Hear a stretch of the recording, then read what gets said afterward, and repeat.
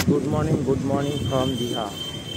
তোমরা আগের দিনে দেখেছো আমরা দীঘায় কীভাবে এসেছি, কতটা ট্রাভেল করে এসেছি, সব কিছু তোমাদের সঙ্গে আগের ভিডিওতে শেয়ার করেছি। তো এই ভিডিওতে দীঘার মার্কেট তোমাদের নিয়ে ঘোরাবো, দীঘার ভিউ তোমাদের দেখাবো এবং এখানে কী কী জিনিস পাওয়া যায় সব কিছু তোমাদের সঙ্গে শেয়ার করবো। তো দেখতে থাকো পুরো ভিডিওটি।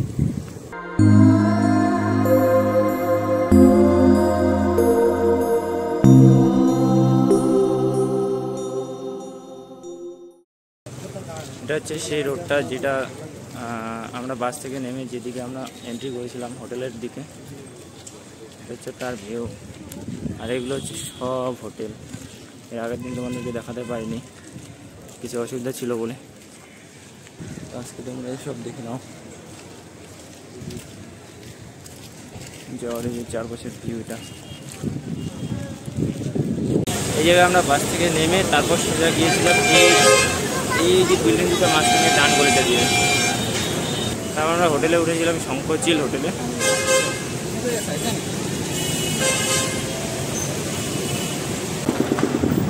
বর্তমানে ব্রেকফাস্ট করতে আসলাম একটা ছোট্ট ক্যাফেতে। এই ক্যাফেটা আমাদের চলে এসেছে ব্রেকফাস্ট, আর ব্রেকফাস্টের মধ্যে হচ্ছে লুচি, ডিম আর তরকা। হ্যাঁ জোরে ভালো। এই বৃষ্টির দিনে ভাবছো যে কোথায় একটু ঘুরে আসা যায়, তবে সবচেয়ে বেস্ট হবে এই দীঘায় আসা।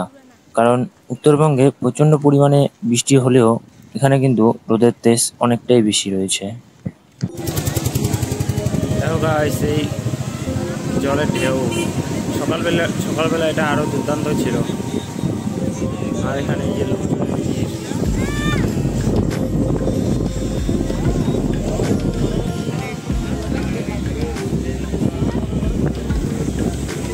এখানে আসলে মনে হয় যেন একটা আলাদা দুনিয়া আমরা পৌঁছে গেছি।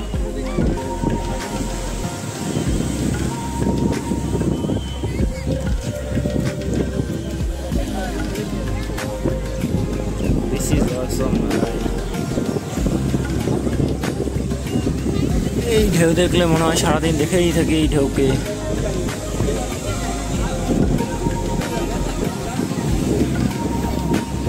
যে পাশে রয়েছে কাটা গাছ,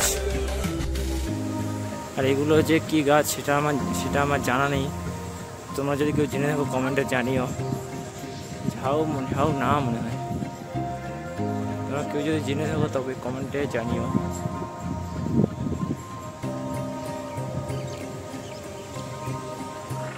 আর এখানে দেখো এই এতটুকু জায়গায় ছেলেগুলো ক্রিকেট খেলছে, সুন্দর অসাধারণ দৃশ্য।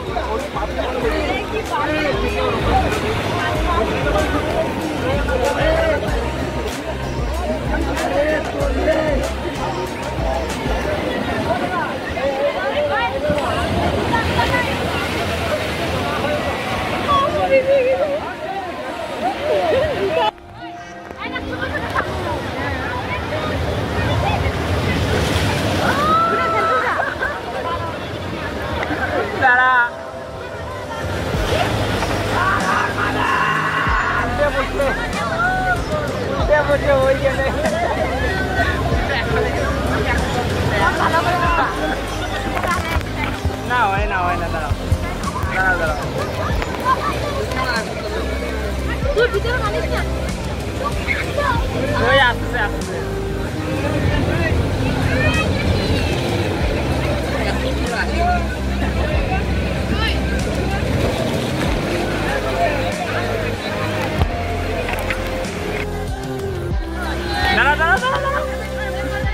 আসছে ঢেউটা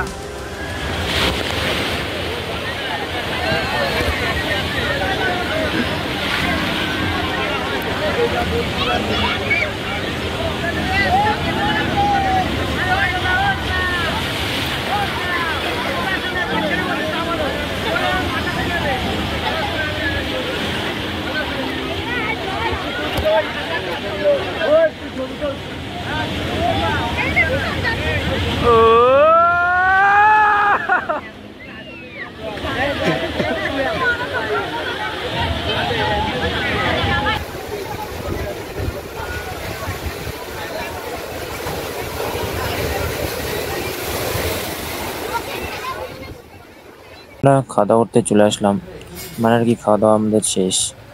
তারপর ভিডিওটা চালু করলাম। খাবারের মধ্যে আমাদের মেনু ছিল ভাত, ডাল, আলু ভাজা, মিষ্টি কুমড়োর তরকারি এবং মাছের ঝোল, আর শেষে ছিল চাটনি।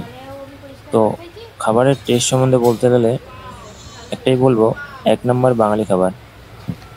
আমরা যে হোটেলে খাওয়া দাওয়া করতে এসেছি, হোটেলের নাম হলো শ্রী রাধা গোবিন্দ হোটেল রেস্টুরেন্ট। তো তোমরা যদি নিউ দীঘায় এসে থাকো তবে এখানে এসে খাবার খাবে, একদম 1 নম্বর বাঙালি খাবার পাবে, খুব টেস্ট হয়েছে।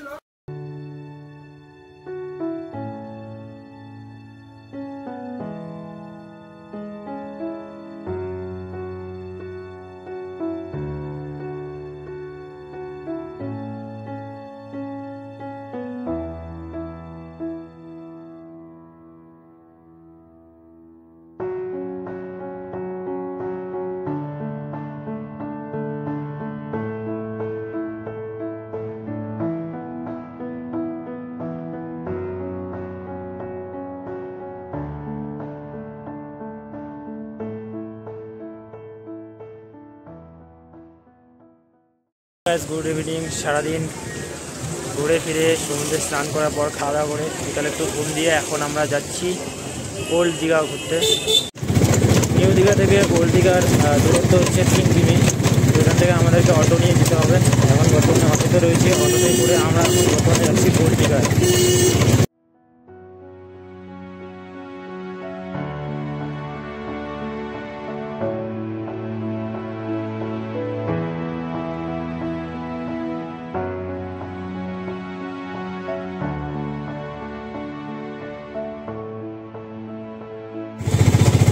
আর ওল্ড দীঘা থেকে নিউ দীঘা যেতে গেলে অটোতে গেলে আমাদের ভাড়া পড়বে মাত্র 20 টাকা করে পার্সন। আর বাকি ঘোরার জন্য যেসব জায়গাগুলি রয়েছে সেখানে দীঘা থেকে যাওয়ার জন্য গাড়ি ভাড়া কত হবে তা এখানে দেওয়া রয়েছে।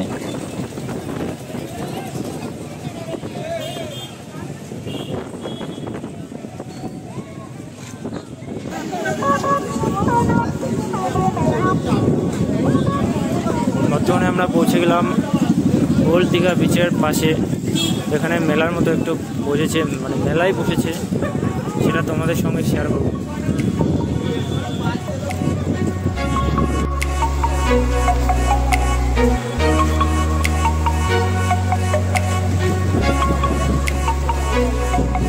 পাশে রয়েছে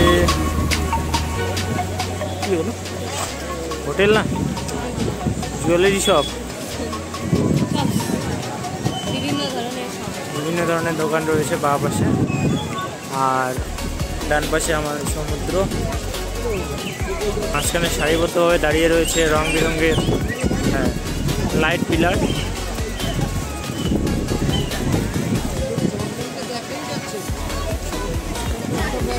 আর তার মধ্যে এখানকার লোকজনের ভিড়। এখন তোমরা এনজয় করো সম্পূর্ণ ভিডিওটি। আর বাবাসে একটি দেখতে পাবে সুন্দর কি, এটা ফোয়ারার মতো দেখতে পারবে, মানে ইতিহাসের কোনো কিছুর স্ট্যাচু না, লেখা আছে বঙ্গভারত লেখা আছে উপরে না।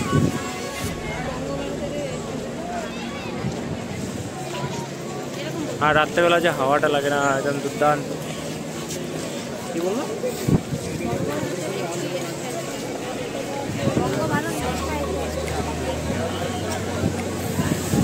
এটা হচ্ছে new Digha, sorry old Digha gate না, ওল্ড দীঘা গেট হবে তো এটা।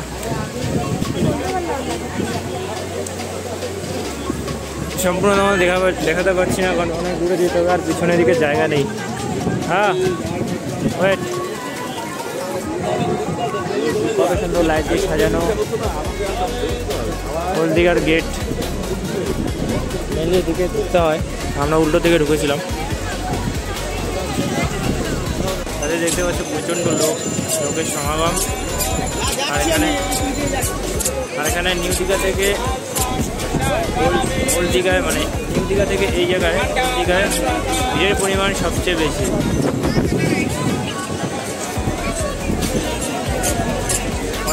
লোকজনের সমাগম ঘটেছে এখানে।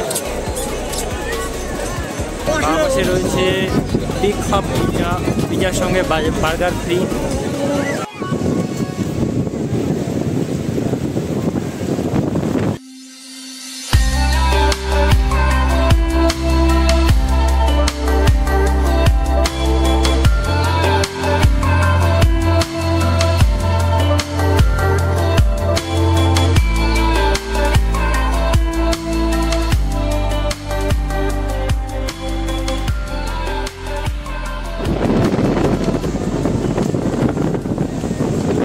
দীঘা থেকে ওল্ড দীঘায় একটা সিস্টেম খুব সুন্দর রয়েছে। এখানে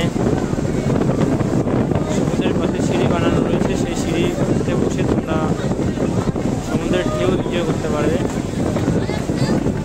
সিস্টেমটা বেসিক্যালি আমাদের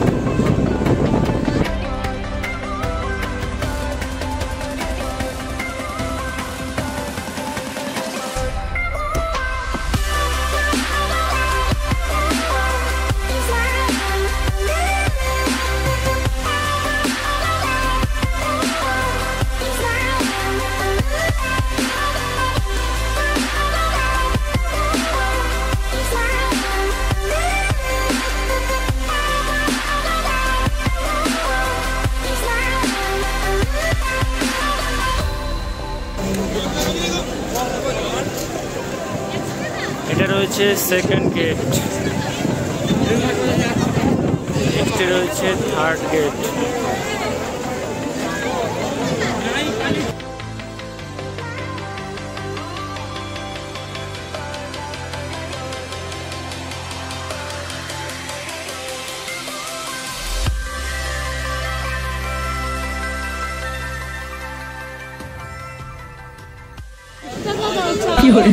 তাই আচ্ছা, কখন বলছে কখন? ওই যে উনি না, এখন বলে আসো না যে চা খাওয়া হইলো, এখনো ঘুরে বেড়াচ্ছে। এখন কি বলে বেড়াচ্ছে? এখন কি খাবে? শরবত?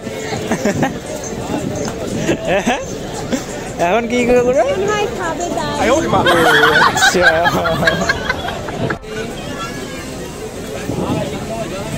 জল হবে, পানি হবে। খাওয়া দাওয়া করে আমরা এখন রুমে আসলাম। তো আজকের মতো ভিডিওটি এখানে শেষ করছি। দেখা হচ্ছে পরে এক নতুন ভিডিওতে। Tata, bye and take care, good night.